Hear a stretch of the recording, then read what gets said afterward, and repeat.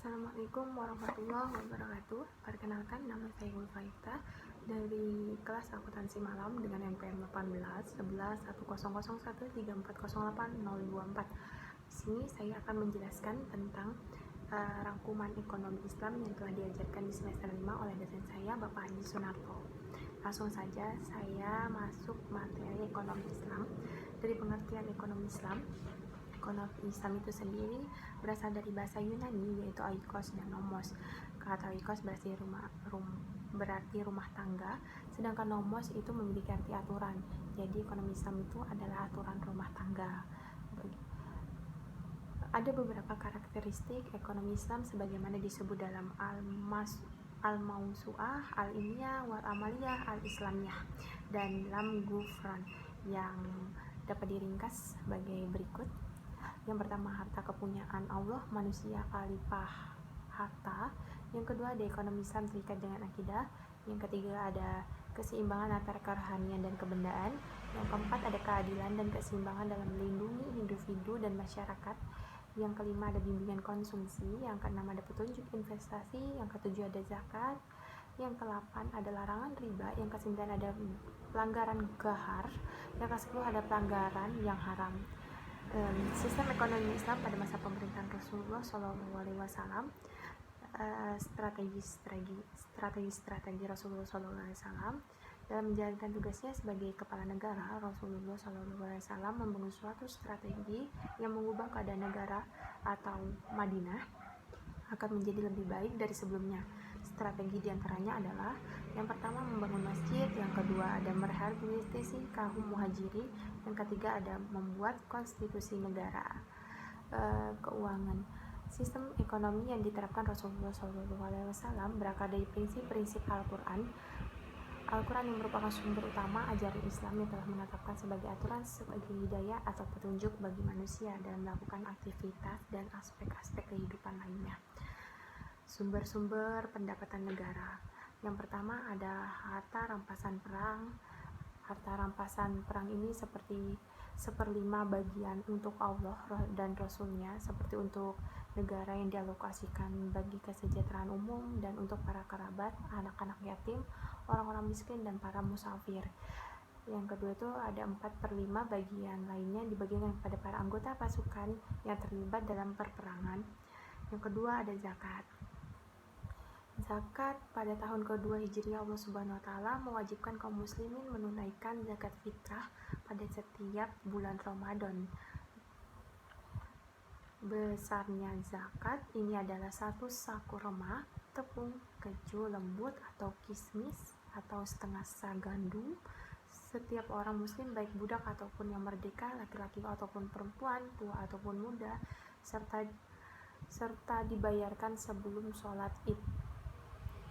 Pada masa Rasulullah SAW, zakat dikenal sebagai berikut. Yang pertama, ada benda logam yang terbuat dari emas, ada benda logam yang terbuat dari perak, binatang ternak, berbagai jenis dagangan, hasil pertanian, atau harta benda atau barang temuan. Sumber-sumber pengeluaran negara. Pengeluaran negara selama masa pemerintahan Rasulullah SAW adalah sebagai berikut. Pengeluaran primer seperti biaya pertahanan, yang pengeluaran zakat dan urs kepada yang berhak menerima, menuntut ketentuan Al-Quran, pembayaran gaji untuk wali, kodi, guru, imam, muazin, dan pejabat negara, pembayaran upah sukarelawan, pembayaran utang negara, dan bantuan untuk musafir. Yang sekunder itu ada bantuan untuk orang yang belajar di Madinah, hiburan untuk para delegasi, hiburan untuk para utusan suku, hadiah untuk pemerintah, pembayaran untuk pembebasan kaum muslimin, pembayaran denda atas mereka yang terbunuh, pembayaran utang, pembayaran tunjangan yang orang miskin, pengeluaran rumah tangga Rasulullah SAW, dan penyediaan darurat. Baitul Mal Rasulullah SAW merupakan kepala negara pertama yang memperkenalkan konsep baru di bidang keuangan negara pada abad ke-7, yaitu semua hasil pengumpulan negara harus dikumpulkan terlebih dahulu dan dibelanjakan sesuai kebutuhan negara tersebut. Pengertian produksi menurut para ekonomi muslim kontemporer. Kegiatan produksi dalam perspektif Islam sebagai usaha manusia untuk memperbaiki tindakannya, kondisi fisik, materialnya, tetapi juga moralitas. Al-Haq, tujuan dari produksi adalah memenuhi kebutuhan barang dan jasa yang merupakan fardu kifayah. Sidik, kegiatan produksi sebagai penyedia barang dan jasa merupakan nilai keadilan dan kebajikan, kemanfaatan musyawarah bagi masyarakat. Tujuan kegiatan produksi itu adalah sebagai berikut. Ada 4. Yang pertama, pemenuhan kebutuhan manusia pada tingkat moderat. Yang kedua, menemukan kebutuhan masyarakat dan pemenuhnya. Yang ketiga, menyiapkan persediaan barang dan jasa di masa depan. Yang keempat, pemenuhan saran bagi kegiatan sosial ibadah kepada Allah Subhanahu wa taala. Perilaku konsumsi ekonomi Islam. Konsumsi dalam ekonomi Islam itu adalah memenuhi kebutuhan baik jasmani maupun rohani sehingga mampu memaksimalkan fungsi kemanusiaan sebagai hamba Allah Subhanahu wa taala untuk mendapatkan kesejahteraan atau kebahagiaan di dunia dan di akhirat. Perilaku konsumsi dalam ekonomi Islam berdasarkan prinsip keadilan, prinsip kebersihan, prinsip kesederhanaan, kemurahan hati, dan moralitas. Konsumsi pada hakikatnya adalah mengeluarkan sesuatu di dalam rangka memenuhi kebutuhan sehari-hari. Al-Quran, Surah Al-A'raf ayat 31 yang artinya, wahai anak cucu Adam, pakailah pakaianmu yang bagus pada setiap memasuki masjid, makan dan minumlah, tetapi jangan berlebihan. Sesungguhnya Allah tidak menyukai orang yang berlebihan. Prinsip-prinsip perilaku ekonomi dalam ekonomi Islam. Yang pertama ada prinsip keadilan, prinsip kebersihan, prinsip kesederhanaan, prinsip kemurahan hati, dan prinsip moralitas. Dasar hukum perilaku konsumsi dalam Islam. Al-Quran Surat Al-Maidah yang berbunyi, artinya, hai orang-orang yang beriman, janganlah kamu mengharamkan apa yang baik yang telah Allah halalkan kepada kamu, dan janganlah melampaui batas, dan makanlah yang halal dan baik dari apa yang Allah telah rezekikan kepadamu, dan bertakwalah kepada Allah yang kamu beriman kepadanya. Dan yang kedua ada Al-Quran Surat Al-Isra ayat 27-28 yang artinya, sesungguhnya pemborosan itu adalah saudara-saudara syaitan, dan setan itu sangat ingkar kepada Tuhannya, dan jika kamu berpaling dari mereka untuk memperoleh rahmat dari Tuhanmu yang kamu harapkan, maka katakanlah kepada mereka, ucapkan yang pantas. Hadis yang menyatakan makanlah sebelum lapar dan berhenti sebelumlah kenyang. Hadis ini menerapkan bahwa Islam mengajarkan kepada manusia untuk menggunakan barang dan jasa yang dibutuhkan secukupnya, atau bisa dibilang hemat, tidak rakus atau tidak serakah, sebab keserakahan itu yang menghancurkan bumi. Kebijakan moneter dalam ekonomi Islam.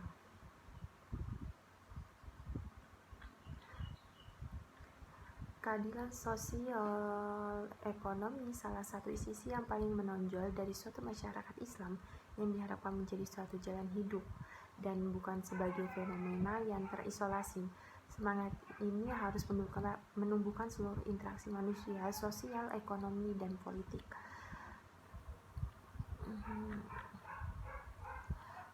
Kebijakan moneter adalah kebijakan pemerintah untuk memperbaiki keadaan perekonomian melalui pengaturan jumlah uang beredar untuk mengatasi krisis ekonomi yang hingga kini masih terus berlangsung.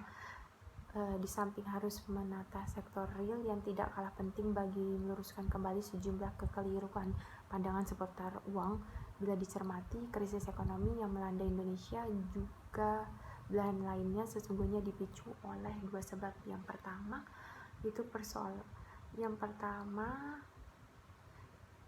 persoalan mata uang. Yang kedua itu kenyataan bahwa uang itu tidak lagi dijadikan sebagai alat tukar.